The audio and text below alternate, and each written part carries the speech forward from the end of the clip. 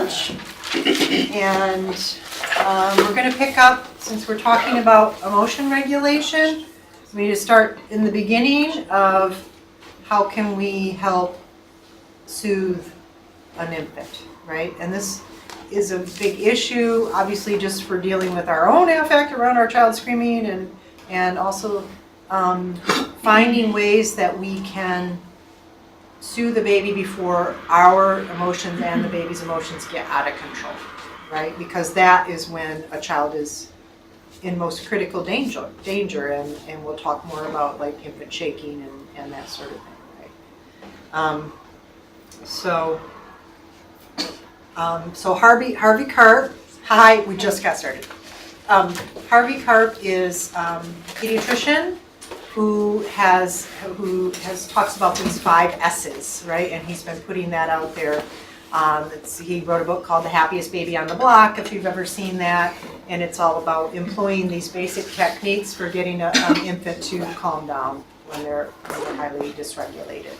And it includes swaddling a baby, includes lying them in the side or stomach position, and shushing them, which, remember we talked about the 4th trimester, is replicating the womb sounds, right? That's what an infant hears when they're in the womb. Shh. That's the sound that they hear. And then swinging, not shaking, swinging movement, and then sucking. So those are the 5 S's that can help to calm a baby.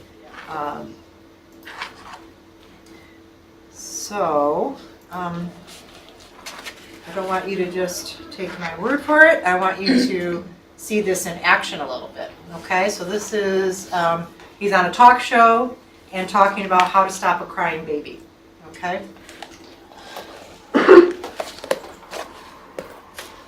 Oh, it's unavailable. Come on.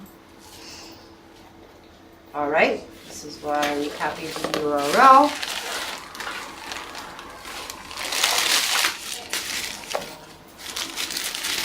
Already have this open. Let's see here. Okay, sorry. Hold, please.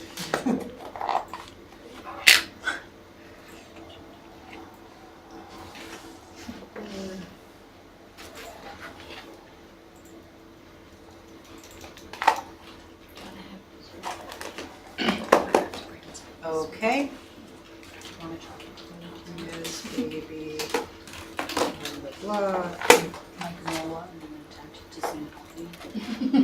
Sorry, I thought I checked under my this chocolate covered pretzels.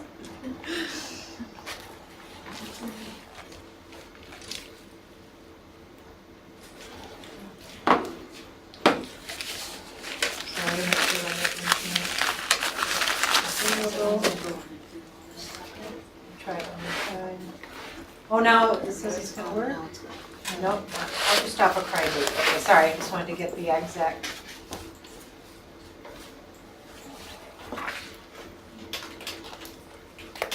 I checked all these links just yesterday, just so you know. Oh, well. Okay.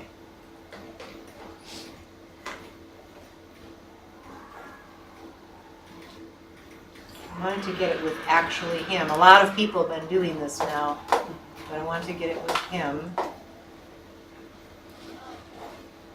That's not him.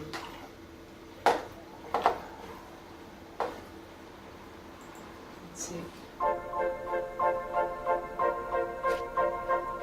See, I don't know if this is it or not.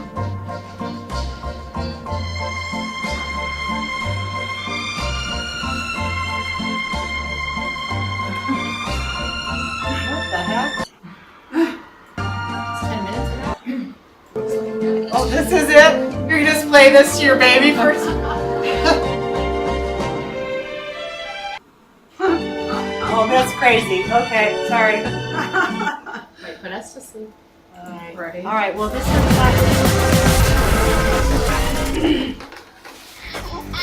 A baby's cry has been voted one of the worst sounds on earth. Making it stop is the holy grail of parenting. Here we have a crying baby. Enter Dr. Robert Hamilton. 23 million people have seen him perform a miracle. I fold his right arm like this, and then his left arm in front, and then very the side gently hold his position. little bottom and gently rock him up and down, just like that. Is this magic? That baby just stopped crying. Who is this doctor, or should I say, magician? We're in Santa Monica to ask the magician pediatrician how he became the baby whisperer. When I examine the child in the hospital or here in my office, I frequently make them cry. Over the years, I've been able to really perfect this method of holding them, and it works well. We rock him up and down very gently. Sometimes we stir him to the left, and we stir him to the right. But how does this magic work? Dr. Hamilton believes that this technique works because it mimics the baby's experience in the womb. By folding the baby's arms across its chest, it creates a sense of containment. So that's a sense of familiarity for them. The gentle rocking motion mimics the sensation of floating inside the amniotic sac. So what I do is I take one hand like that, other hand like that, and very gently hold her at about a 45-degree angle. The 45-degree angle has nothing to do with comforting the baby and everything to do with interesting the baby. It's almost as though the baby's going, oh, hello world. This is new. I like it. Suddenly, they're at this angle that they're not used to experiencing. Usually they're on their backs, they see the ceiling, they see some faces coming over. This combination of the familiar and the new provides a lot of different stimuli that overwhelm the baby's instinct to cry. I've had 4 babies, and I wish I had known about the hold. Oh, the times. Hopefully this is helpful to you. Thank you for your attention. My best to your family.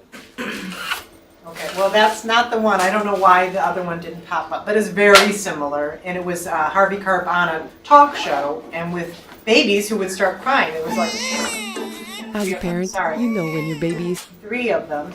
So, and remarkably similar what he does. The shushing, the rocking, the dependent position, the folding in. And if you, I would definitely get a copy of that book, how, you know, The Happiest Baby on the Block, because it really details it for parents, how to apply these techniques and when and in what sequence, and it can be really helpful. So, get back to slideshow.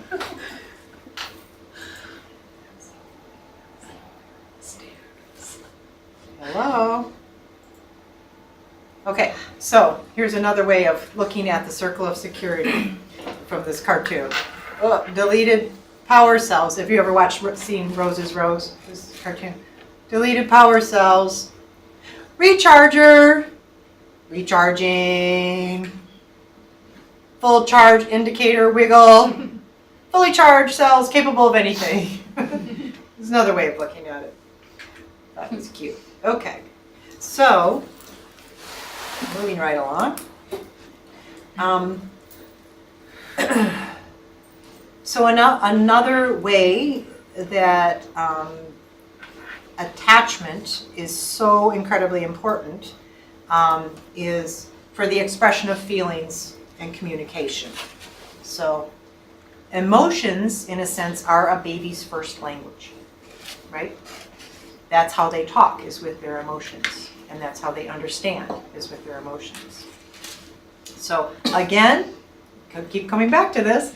This develops in micro moments over time, right? It's not, you don't just set that one template time of how we're going to communicate our feelings back and forth. It just is something that keeps happening over time.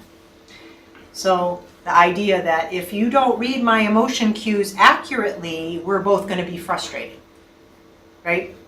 And those of us who are parents you learn pretty quickly what the difference are in your kids' cries, right? You can hear a cry that's, you know, why? Oh, I know they're frustrated. Oh, I know this going. And then you hear that one cry and it's like, something bad happened. Something bad happened. I'm dropping everything and I'm running to see what the heck just happened, right? Silences are like that too, right? You hear that ominous silence, you know, like trouble is getting enacted, right? So what do you think are the implications for development when communication is compromised. This early communication.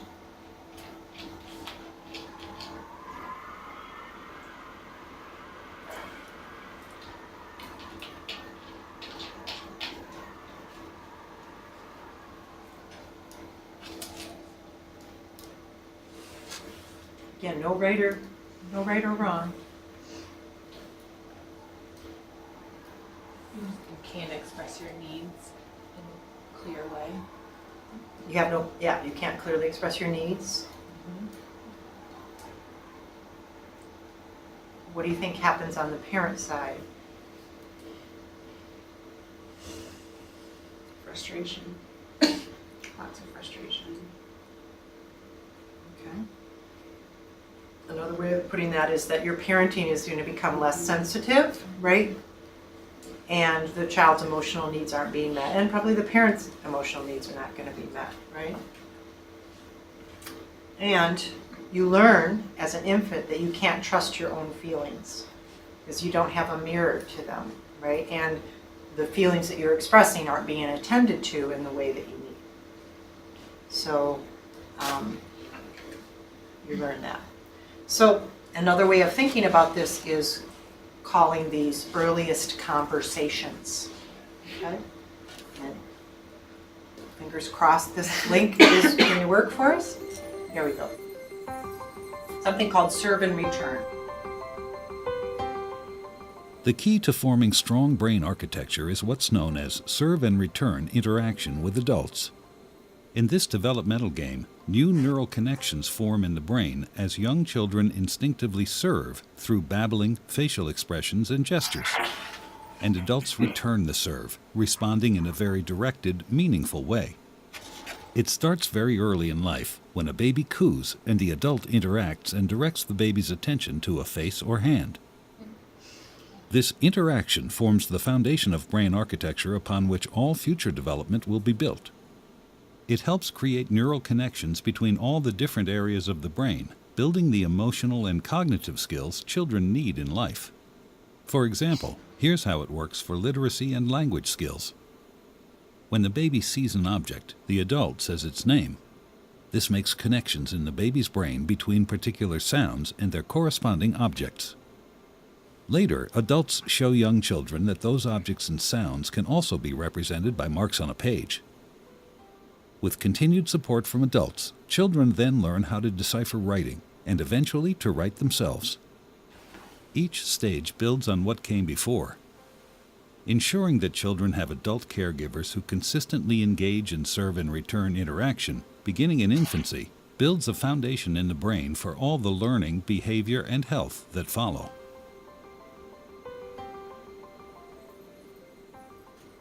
Again, makes sense, right? A lot of this is just codifying what we sort of know from our own upbringing, right, and from our own observations, but it's organizing it together. So again, it's important that we understand that it really is happening in those micro moments. It's a continual process. Okay, so here's what attachment is not. Okay? It's not the bonding that happens right after the birth. Okay? So people conflate those terms a lot. The initial bonding that you have, or and we know this from like animal studies, like that imprinting, right? We've talked about that. Attachment is something different than that. Okay? I'm not saying that bonding doesn't happen, it does, but it's a different concept. And we know that it's not directly related to attachment necessarily because adopted children form attachments to their adoptive parents, right? We also know that children form attachments to fathers and to grandparents and caretakers and people who didn't necessarily give birth to them and have that initial bonding connection, right? And we also know that some mothers who have just given birth for whatever reason don't necessarily feel initially bonded to their baby, and it doesn't mean that they're not going to be a good mom. It means they may have been overwhelmed or experienced their birth as traumatic. It may mean that that's just something that has to develop over time for them. It may mean a whole host of things, but it doesn't mean that they're not going to do those behaviors that are consistent with all the other stuff that we've been talking about that are still going to promote secure attachment in that child, right? So just want to make sure that you understand the distinction there. So,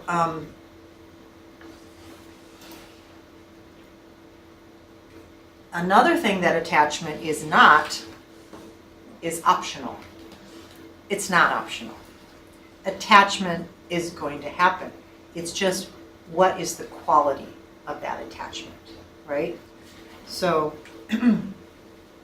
you may have heard the term reactive attachment, and you should know that this is extremely rare. This is a child that seemingly is not attached or is very problematically attached. And the highest rates of this are children who've been in the system a long time, who have had multiple placements and basically shut down. They do not trust in anyone, right?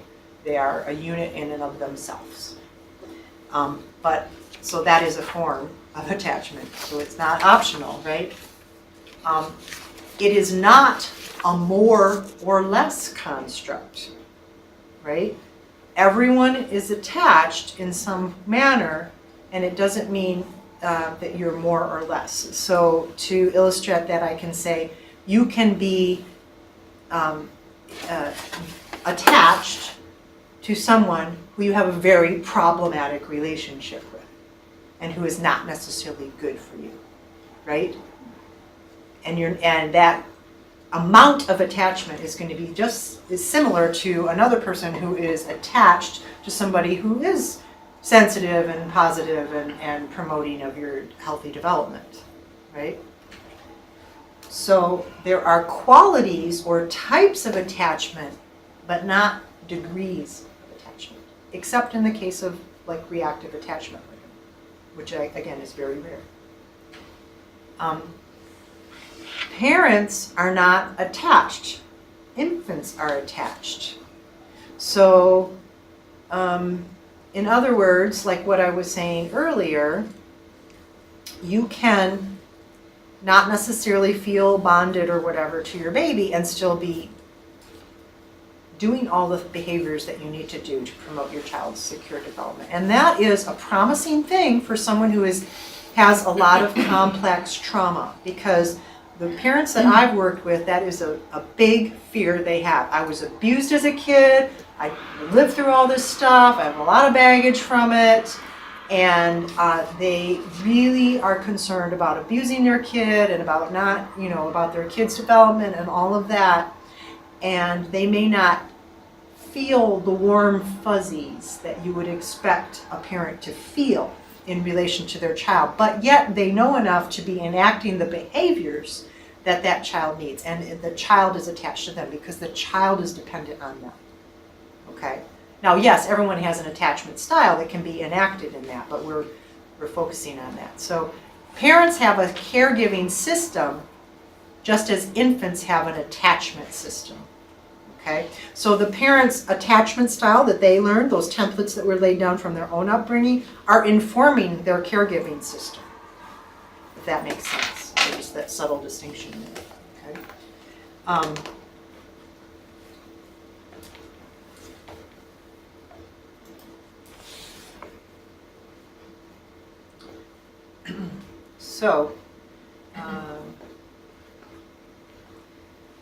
So in terms of attachment categories, so how do they fall out? Okay? The first one is securely attached infants.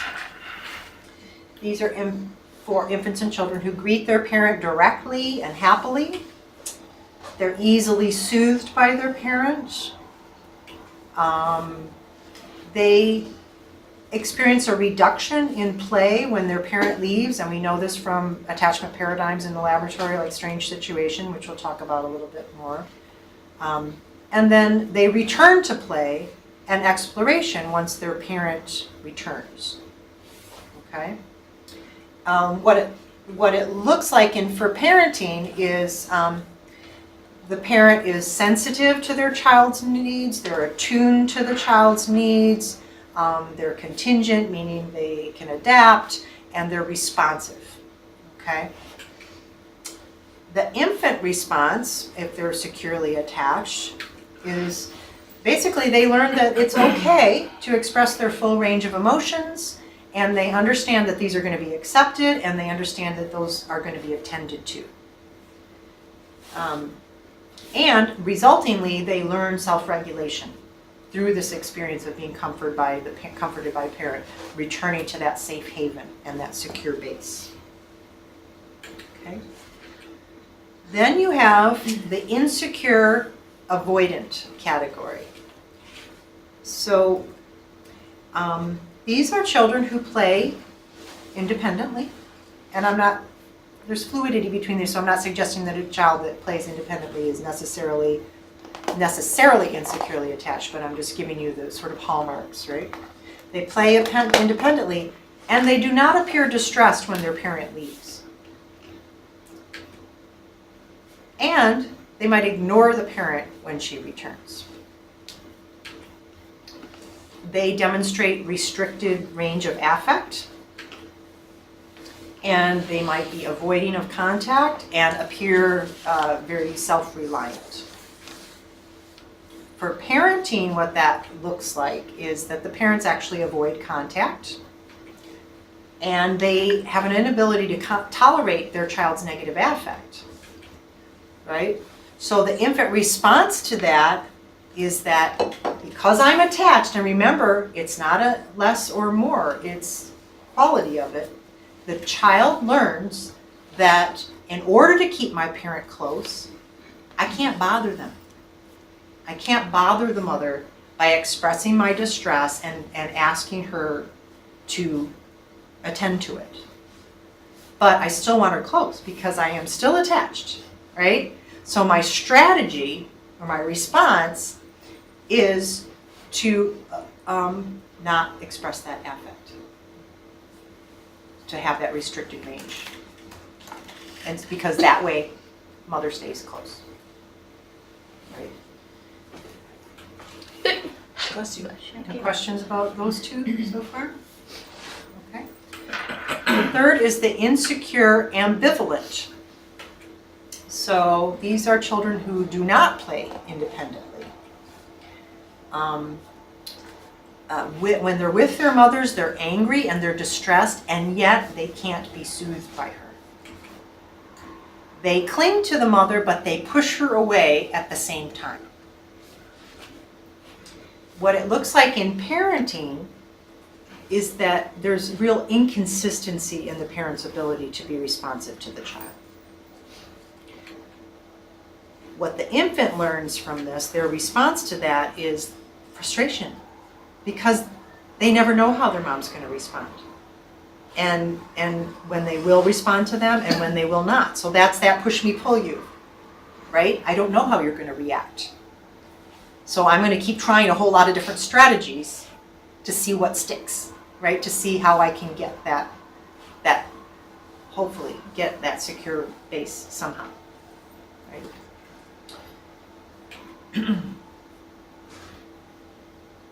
And they actually learn to expect to feel frustrated in their mother's presence or parents' presence.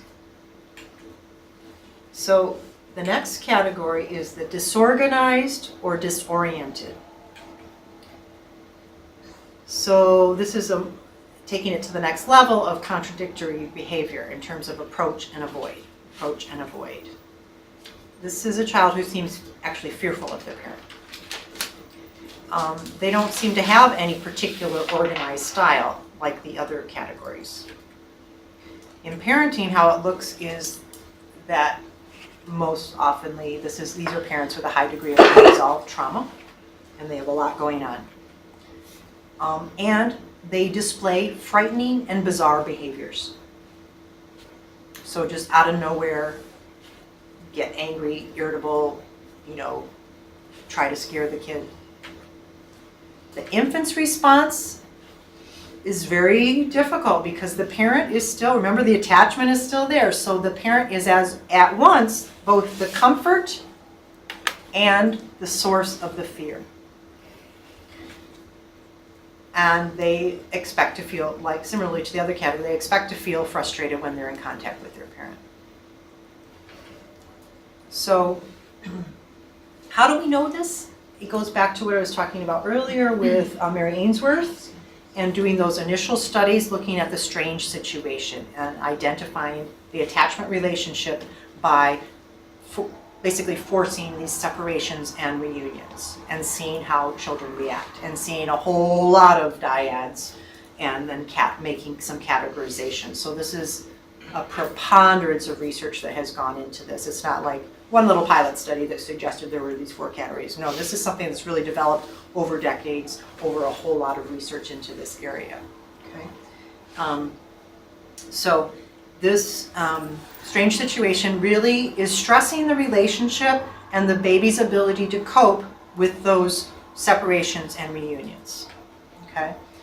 And actually the reunion is the most important element, as well as the infant's behavior when the parent's actually in the room. Because there you're seeing how secure the infant is feeling in relationship. We usually measure this at 12 to 18 months. But it's also been measured up to 4 years. And this one I do have to pull up a different, this won't link directly, but I wanted you to see something about the strange situation.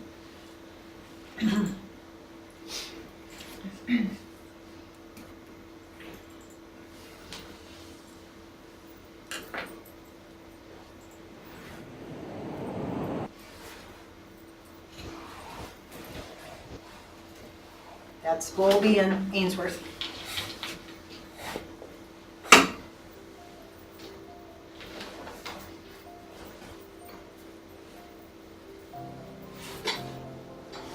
Even though we're slow to have infant mental health, we have this attachments consortium in New York. So we do have some roots in this movement.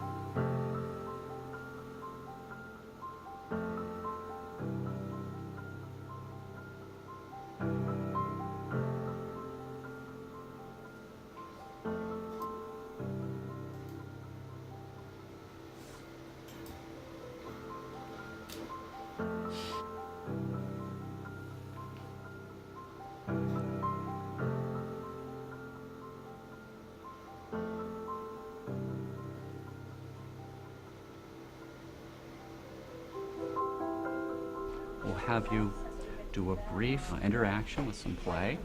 Then, in just a few minutes, we'll send you back in. Step in the door. Everett Waters is studying how far our childhood experiences influence our behavior as adults. Come down to the lab. Okay. I'll do this now. This experiment, which I watched through a two-way mirror, is designed to gauge how secure is the crucial relationship between mother and child. This bunny is going to be over here, and that bunny will be on top. The value of the test has been established in studies that would watch a child, 1-year-old, and then follow it up and interview them about their relationships to their parents when they were 21 years old. So we're quite confident in the long-term significance of this relationship. After several minutes' play, the mother is signaled to leave the room.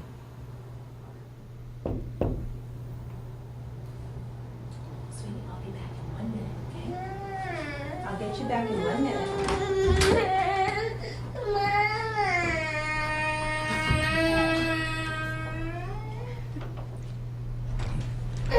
Is it upsetting for you? Shame, I feel. But she'll survive. The key moment in the experiment is the child's reaction to her mother's return. The important clue is whether the baby's able to become calmed down by the contact with the mother, get back to play. Sometimes it takes a couple of minutes. But you see, when the mother was out, she was only interested in the mother, no interest in the toys. Now she has a contact with the mother, she's beginning to show a little interest in the environment, and shortly she'll be right back with the toys where we started. So you would call this a secure one? Yes, yes. She's certainly much happier. Now, and this is an insecure baby. We get the measure of the baby's play before the separation. When the mother leaves, the baby cries, goes to the door following her. Now, we sent the mother right back in, but the point here is not to distress the baby. We're just trying to challenge it. The baby puts her hands to her face in a sad expression, puts her face down. When she picks her up, she keeps her head down, her arms out, and then she sits in the chair holding the baby. The baby's still sullen. He's low-keyed. So you would call this insecure attachment? Yes, insecure. He's avoidant. He's not engaging her, and it's not the reunion's not effective. And it's important to remember here that the thing that upset him was her absence. Her return should be the solution to his problem. Now this is another pattern that we see in babies who are not good at using their mother as a secure base at home. This baby is also insecure. But you'll see, we get a look at his play before the separation. The mother's left. And when she returns, she picks him up. He can't calm down. He's still upset. She offers a toy to amuse him or to comfort him or to distract him, and he slaps it away. She offers another. He slaps it away. He's angry. We call these babies resistant or ambivalent because they both want her back and yet can't use the contact. We think that the difficulty is that in the past, when he sought comfort, she's been inconsistent as to whether she's available and responsive or not. Do you think these really are indications for vulnerability for depression later in life? I don't think that insecure attachment in infancy is the cause of depression in adulthood. However, when a child learns that he can trust his mother to be available and responsive, he's beginning to learn that you can trust other people, that you can turn to them when you're in trouble. The baby is also taught by the mother, as he gets older, how to understand his emotions, how to construe events that happen to them. You know, every bump in the road is not a disaster. This is a powerful asset when you encounter difficulties in life.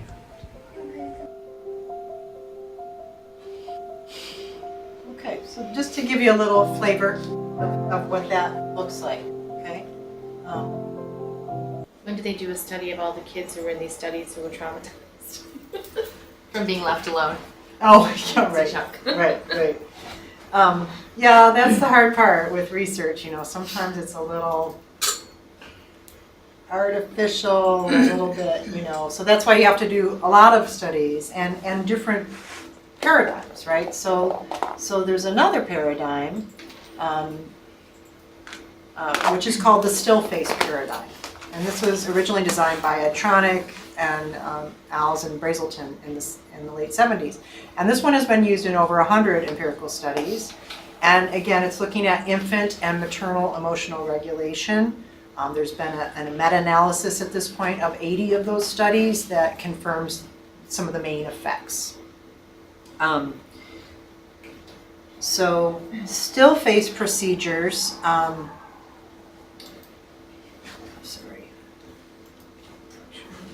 okay, so there's this classic effect of a reduced positive affect engaged and increased negative effect. And this will make more sense when you see the next video I'm going to show you.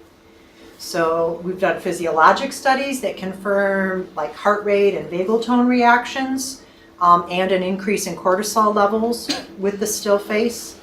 And basically, it's the mother is withdrawing all form of interaction. So the mother is instructed to play with the child and then to go still face, like not respond emotionally in any way. So there's no serve and turn interaction that's going on anymore. There's no responsiveness, emotional responsiveness, and then seeing how the infant reacts to that, okay? So it's obviously disrupting that contingency between the mother and the baby, right? So I'm going to show you what that paradigm looks like. Babies this young are extremely responsive to the emotions and the reactivity and the social interaction that they get from the world around them. This is something that we started studying 30, 40 years ago, when people didn't think that infants could engage in social interaction. In the still face experiment, what the mother did was she sits down and she's playing with her baby who's about a year of age. I'm like a girl. Oh. And she gives a greeting to the baby gives a greeting back to her. Yeah. This baby starts pointing at different places in the world, and the mother's trying to engage her and play with her. They're working to coordinate their emotions and their intentions, what they want to do in the world. And that's really what the baby is used to. And then we ask the mother to not respond to the baby. The baby very quickly picks up on this, and then she uses all of her abilities to try and get the mother back. She smiles at the mother. She points because she's used to the mother looking where she points. The baby puts both hands up in front of her and says, "What's happening here?" She makes that screechy sound at the mother, like, come on, why aren't we doing this? Even in this 2 minutes, when they don't get the normal reaction, they react with negative emotions, they turn away, they feel the stress of it, they actually may lose control of their posture because of the stress that they're experiencing. Okay. I'm here. And what are you doing? Oh, yes. Oh, what a big girl. It's a little like the good, the bad, and the ugly. The good is that normal stuff that goes on, that we all do with our kids. The bad is when something bad happens, but the infant can overcome it. After all, when you stop the still face, the mother and the baby start to play again. The ugly is when you don't give the child any chance to get back to the good. There's no reparation, and they're stuck in that really ugly situation.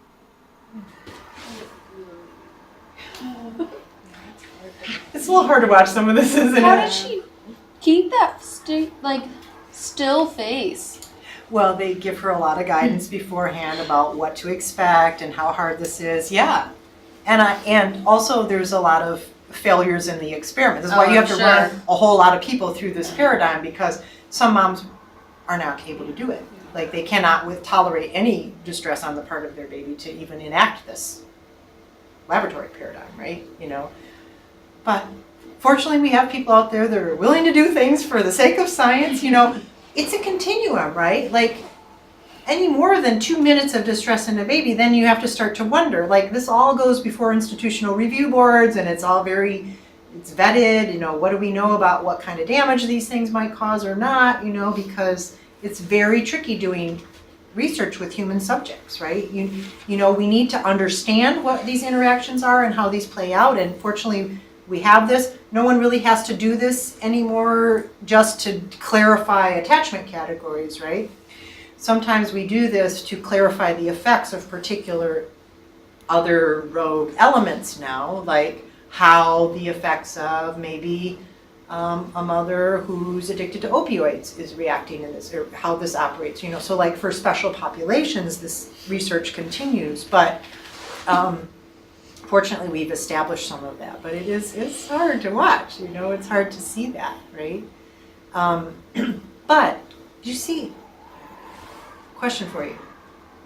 How that seemingly happy baby went from 0 to lost control of body, completely beside herself, upset, for 2 minutes of unresponsiveness from the mother, right? Let's think about some of our mothers who may be dissociating due to dealing with their past trauma and completely unavailable for unspecified periods of time, right? Using substances that are blunting their affect and making them completely unresponsive for periods of time. My point being is that in order to have this dysregulation going on, it doesn't have to be like the mother is actively hitting the kid or, neglecting by leaving the kid alone and going out to the store or whatever, right? It can be in those micro moments that this is happening.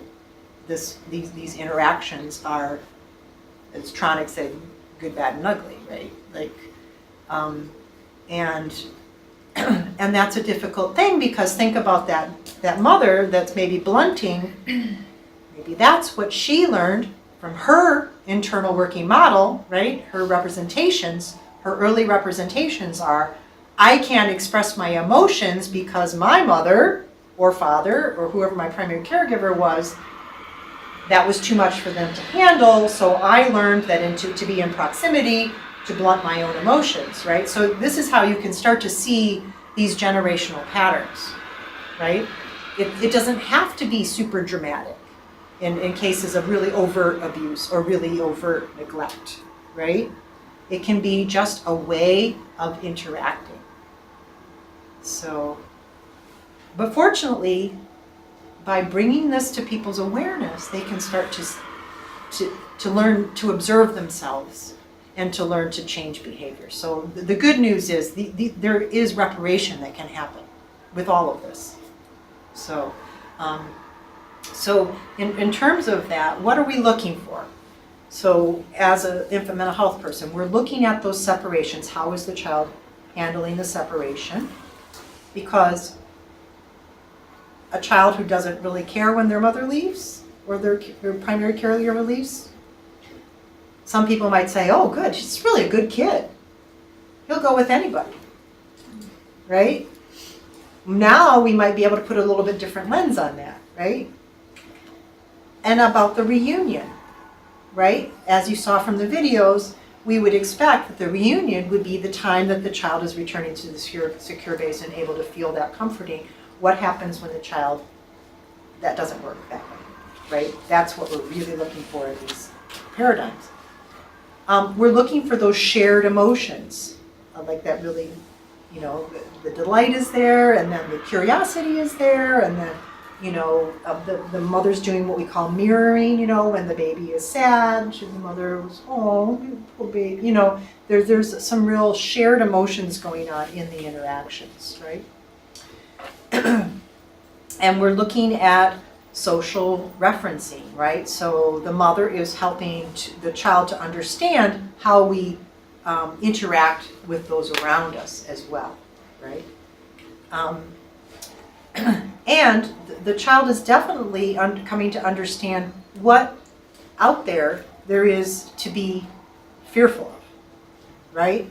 They're feeding off your emotions and coming to understand what I should react to and what I shouldn't, what's scary, what's not scary,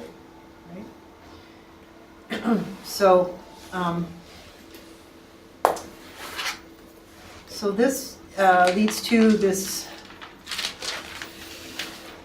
internalization of attachment, right? So in other words, your templates for what to expect in relationships.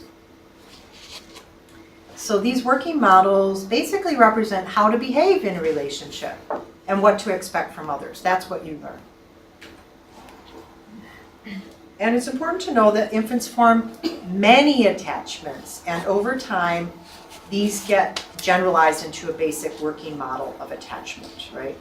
And this is one of the reasons why, and this is a good thing, because this is one of the reasons, if you look at the resilience literature, one of the basic findings of that is that one thing that makes all the difference for a child growing up in a lot of adversity is if they have at least one adult that is trustworthy and dependable and that is a secure base for them, right? So it does not necessarily have to be the parent. I mean, I'm talking about the overall scope of their life, right? So if they had a teacher, a grandparent, an aunt or an uncle, or a friend, somebody who provided this for them, that is going to make all the difference in the trajectory of their life. So those other relationships and those other attachments that the child formed also really matter.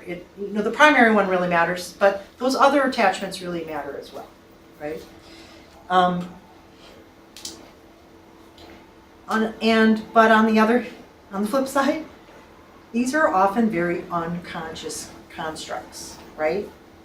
Like, I mean, we're talking and thinking about this now, so I'm sure many of you are thinking about different things in your childhood and stuff like that, but we don't necessarily walk around thinking about this stuff, right? They're very unconscious. The way we react to other people, the way we are, the way we operate in the world is a very unconscious thing, and it can, because it's unconscious, can be difficult to change, right? And these behaviors that result can be very self-reinforcing, right? So an avoidantly attached 3-year-old, they're going to be acting in ways which is going to make other adults assume that they don't want to be cared for in the way that the child actually really does want to be cared for, but they've developed this strategy for having proximity to their parent, so it appears that they don't want it. So it makes it very complicated, right, to understand and sort out, and it reinforces, that child, he doesn't like to be touched, or, he doesn't want you to be too close to him, or and so then we operate and interact in a way with that child that reinforces that basic attachment strategy that they've formed. Does that make sense?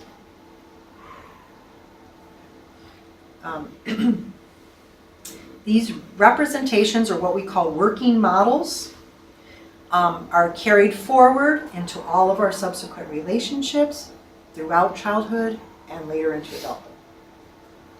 So that can be really good or not so good, right? Depending on what they are.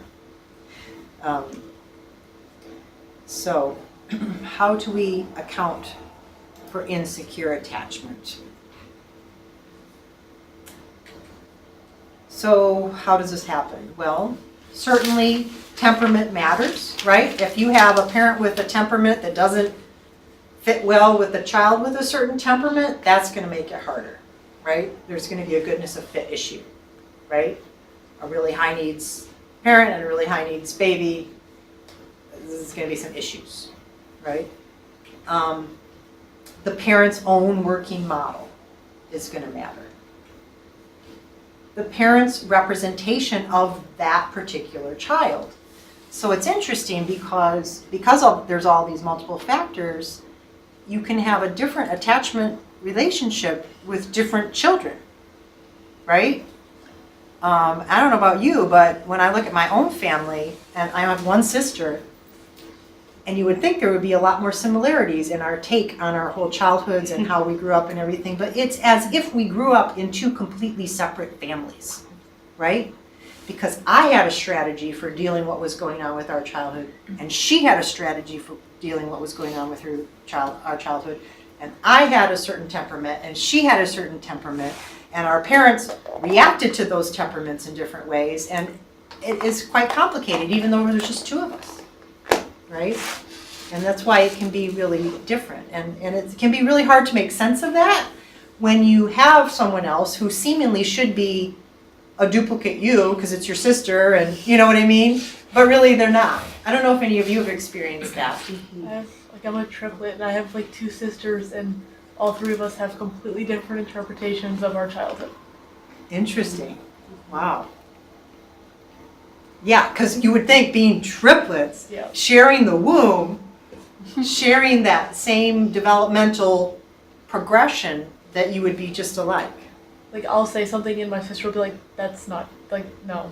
I'm like, yes. Right. And then it's just an argument, or like, okay, whatever, you believe what you believe, then. Yeah, wow. I bet that makes for really complicated relationships sometimes. I live with one of them now. Wow. And her, she's just like, just forget about all of it. That's what I do. I was like, that's Right. not how I work. And that's her strategy, but that's not your strategy. Yeah. Interesting. Yeah. I have an older brother and I have a baby sister who actually, we have different fathers. And like my brother and I essentially grew up in the same house, right? But like, we just handle things very differently. And my sister obviously grew up in a very different house. And so, yeah, it's very interesting to me to like the way that the three of us, like we've each sort of handled things in our own way. And I was like the first, I guess, of the siblings to like really like vocalize how like not okay things were. And there was a lot of resentment from my brother, especially at that. And like we've all sort of come to like the same realization in our own ways. The whistleblower in a family often gets a lot of flack. That would be yes. Yeah. Anybody else have that experience? Well, I'm an only child, but I have 4 children, and my oldest always tells his youngest sister things were not like this when I was a kid, and the difference. And part of that is, I got married at 18 and had him at 19.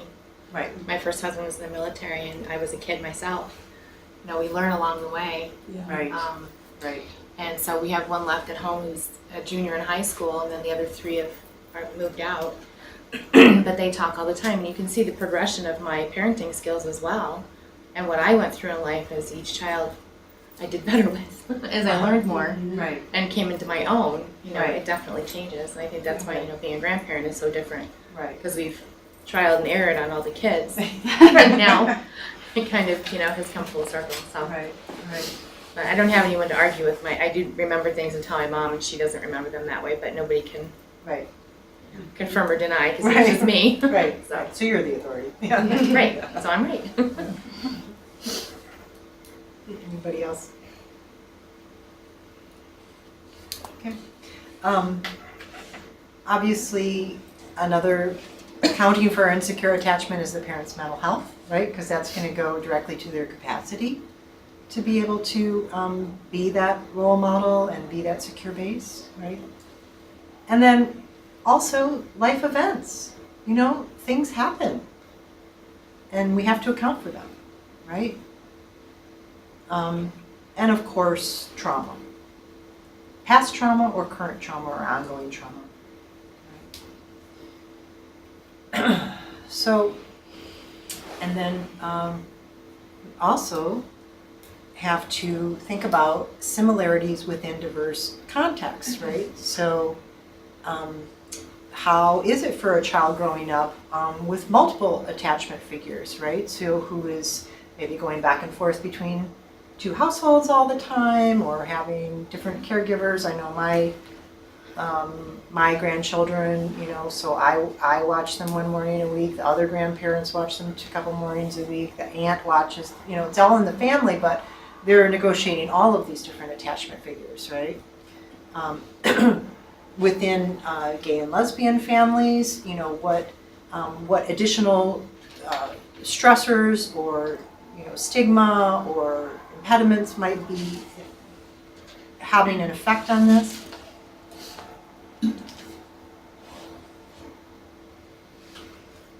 And I'll bet the same is true within heterosexual families. What about grandparents raising grandchildren, right? There's many of them, and they have their own particular sets of struggles, and there's also historic elements there, like they may be going way back to sort of old school kinds of ways of behaving. What about adoptive families? What are their particular struggles? How does attachment play out within daycares, within supportive foster care families, respite care? How does this play out differently for single parents?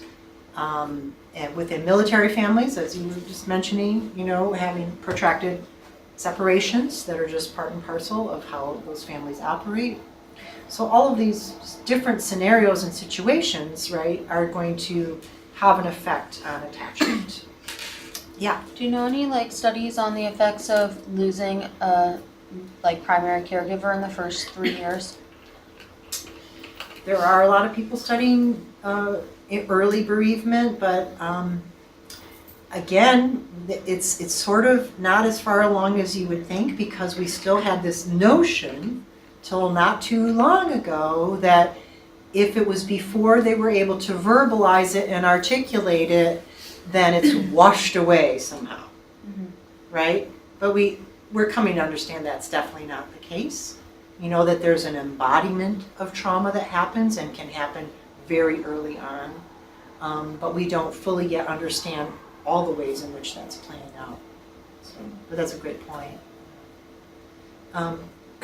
So I wanted to just show you this. Hopefully this will open up for us. I think it's related to what we're talking about. What is executive function? Safety goggles. Probably the best way to think about it is sort of like an air traffic control system in the brain. Just like an air traffic control system has to manage lots of airplanes going on lots of runways and really exquisite timing and so on.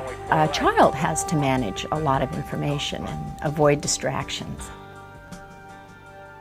We really think of it as involving working memory and inhibitory control and mental flexibility.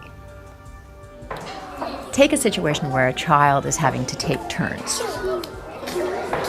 So first of all, the child has to have inhibitory control. The child has to be able to stop whatever he or she is doing and let the other child take a turn. Cute.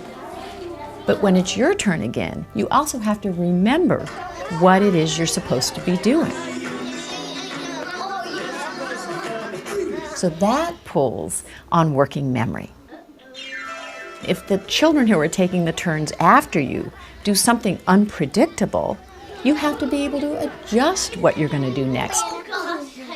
And that requires mental flexibility. Children who are struggling with these capacities often look like children who just aren't paying attention, or children who are deliberately not controlling themselves.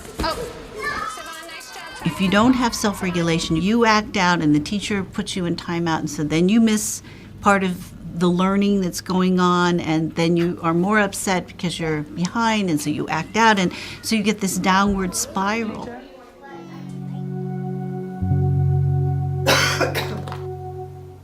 So I wanted to show you that to just say how we have to also go back to the developmental piece of all of this stuff, our attachment strategies and our ability to do those early serve and returns eventually can have an effect on executive function, right? And that's when we start to see these internalizing, externalizing behaviors playing out amongst children, right?